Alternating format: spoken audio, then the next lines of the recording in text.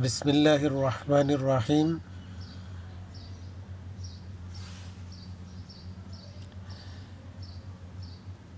দেশের আইনশৃঙ্খলা পরিস্থিতি খারাপ হওয়ার পেছনে বিএনপির একটি গ্রুপ সরাসরি জড়িত।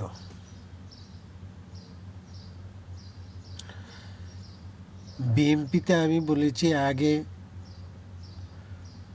কয়েক ধরনের লোক আছে। একটা হলো বিএনপি আওয়ামীপন্থী লোক, বিএনপি নাস্তিকপন্থী লোক, বিএনপি ইসলামপন্থী লোক, বিএনপি জনগণপন্থী লোক।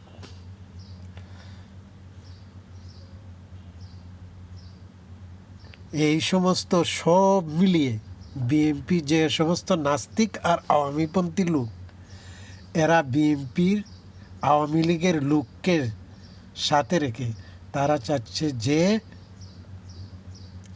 আওয়ামী লীগ আবার দেশে ফিরে আসুক। আওয়ামী লীগ, বিএনপিও চাচ্ছে যে আওয়ামী লীগ আসুক। আর আওয়ামী লীগকে আনতে গিয়ে বিএনপির যে সমস্ত আওয়ামীপন্থী লোক এবং নাস্তিকবাদী লোক,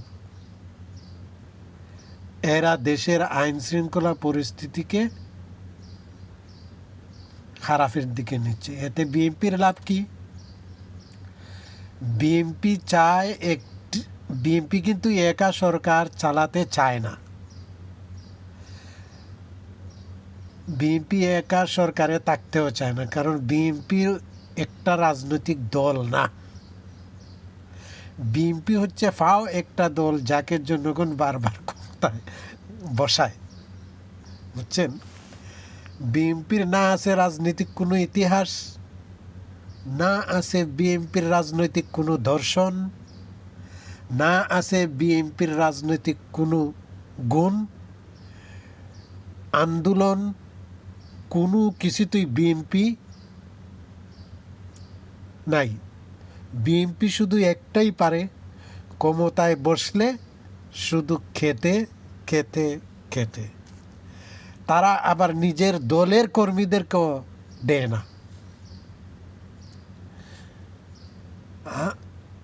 এই কারণে বিএনপি চাচ্ছে যে আওয়ামী লীগ যদি আসে তাহলে তারা 5 বছর ক্ষমতা থাকবে, 5 বছরের পর আওয়ামী লীগকে ক্ষমতা দিবে।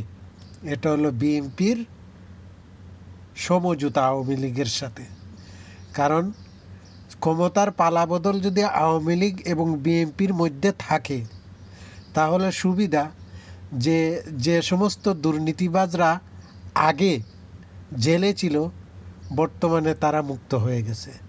আবার বর্তমানে যে সমস্ত দুর্নীতিবাজরা জেলে আছে, পরবর্তীতে আওয়ামী লীগ ক্ষমতা আসলে তারা মুক্ত হয়ে যাবে।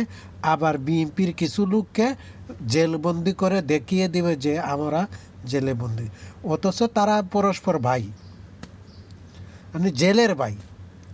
ক্ষমতার বাগবাটুয়ারা, শীর্ষ নেতারা ছোটো ছোটো নেতাদের জেলবন্দি করে শীর্ষ নেতারা ক্ষমতার বাগবাটুয়ারা করে চলেছে। মানে বিএনপি কোনো আদর্শ নাই।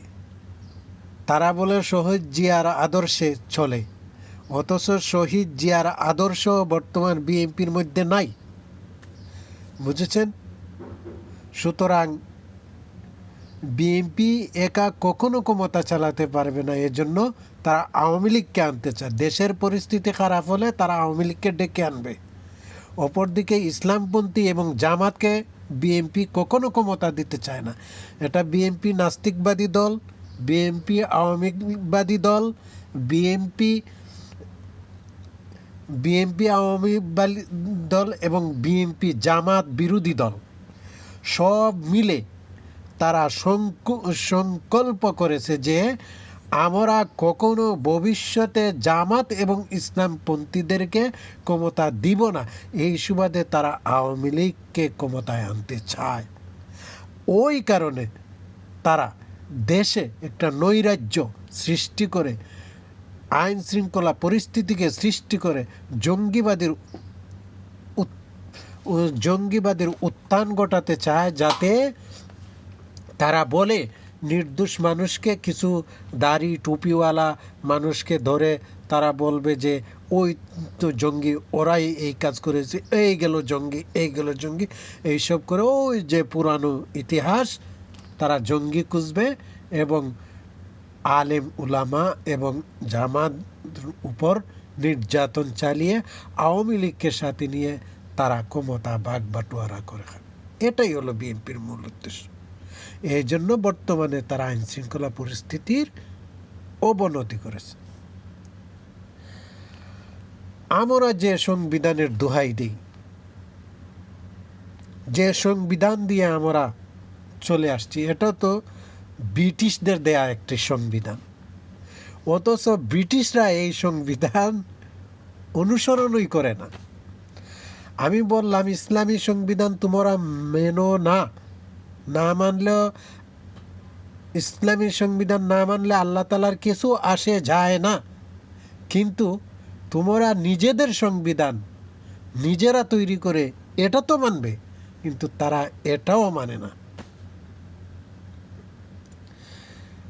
ব্রিটিশদের সংবিধান যে ব্রিটিশরা দিয়েছে, গিয়ে দেখেন তারা ব্রিটিশ পার্লামেন্টে এই সংবিধান নাই, বুঝেছেন?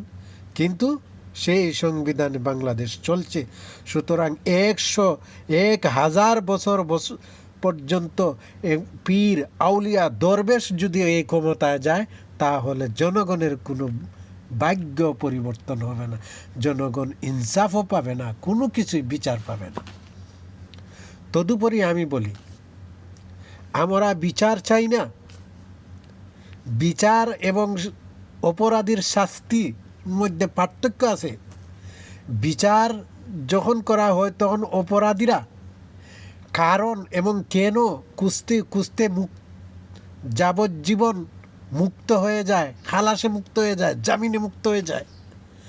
কিন্তু আমরা বিচার চাই না, আমরা চাই সাক্ষ্য প্রমাণ উপস্থিত, অপরাধীর শাস্তি। সে কেন অপরাধ করেছে, কী কারণে অপরাধ করেছে, এই কারণ আমরা জানতে চাই না। পাওয়া গেছে শাস্তি। পৃথিবীর সব দেশে আজকাল এই জিনিসটাই চলে। তারা বিচার করে না যে একজন অপরাধী খুনিকে ধরে নিয়ে আদালতে গিয়ে বিচার করবে, বিচার তারা করে না। তারা কি করে? তারা আত্মপক্ষ সমর্থন দেয় যে তুমি কি এই অপরাধ করেছ, যদি হ্যাঁ তাহলে তারা শাস্তি দিয়ে দেয়, আর যদি না তাহলে তদন্ত করে যদি দোষী সাব্যস্ত হয় তাহলে তাকে শাস্তি দেয়, আর দোষী সাব্যস্ত না হলে তাকে মুক্ত করে দেয়। কিন্তু আমাদের দেশে কি করা হয়? বিচার করা হয়। তাহলে কি হলো? বিচার করলে আসামি মুক্ত হয়ে যায়। বিচার করার মানে হলো অপরাধীকে সুযোগ দেয়া যে তুমি কোন কারণে এই কাজটা করেছ। তাহলে অপরাধী কি সুযোগ পেয়ে যায়, জামিন পেয়ে যায়। হত্যার মামলার আসামি, খুনের অপরাধী, ধর্ষণের অপরাধী, ডাকাতের অপরাধী যাবজ্জীবন জামিন পেয়ে যায়। আচ্ছা, কি একটা কাজ হলো যে সে খুন করলো কিন্তু তার শাস্তি কি হলো? যাবজ্জীবন অথবা জামিন মুক্ত? কখনো না। কখনো এটা শাস্তি হতে পারে না। শাস্তি হবে দ্বিগুণ। শাস্তি কী হবে? অপরাধের দ্বিগুণ হবে শাস্তি। কিন্তু আমাদের দেশে দেখা যায় অপরাধ যতটুকু করা হয় তার থেকে হ্রাস করে দেয়া হয় অপরাধীকে, শাস্তি হ্রাস। সুতরাং আমরা বিচার চাই না, আমরা অপরাধীর শাস্তি চাই। আর বিএনপির কথা কি বলবো? বিএনপি তো কোনো বিচারই করবে না, শাস্তি তো দেয়া দূরের কথা। বিএনপি কোনো বিচার করবে না, কারণ বিচার করা তাদের জন্য নয়। তারা বিচার করতে জানে না, বিচার করতে পারেও না। তারা শুধু ওই যেভাবে আসছে এভাবে চলবে। জনগণ যে যাকে মারতে পারবে ও ততটুকুই। অবশেষে যা মরবে সেও ধ্বংস হবে, যে মারবে সেও ধ্বংস হবে। সুতরাং জনগণকে বেছে নিতে হবে। জনগণ কি চায়? বিচার চায় না, অপরাধের শাস্তি চায়। আমরা অপরাধীর শাস্তি চাই। অপরাধ সংগঠিত হয়েছে, সাক্ষ্য প্রমাণ প্রস্তুত, তাকে শাস্তি দেওয়া হবে, বিচার নয়। পৃথিবীর কোনো দেশে ভাই বিচার হয় না, তারা অপরাধীর শাস্তি দেয়। বিচার হলে তো মুক্ত, জামিন পেয়ে যাবে। হত্যার মামলা যাবজ্জীবন হবে, জামিন পেয়ে যাবে। তাহলে এটা কি বিচার হলো? বিচার নয়।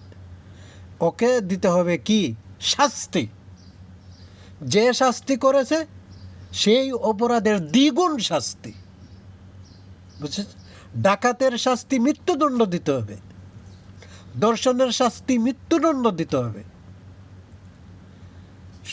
তখন দেশ এবং সমাজ ঠিক হবে। আর না হয় দেশ এবং সমাজকে চিন্তা করতে হবে তারা এ দেশে বসবাস করতে চায় না দূরে চলে কোনো দেশে চলে যেতে চায়। আর না হয় আমি রাখলাম।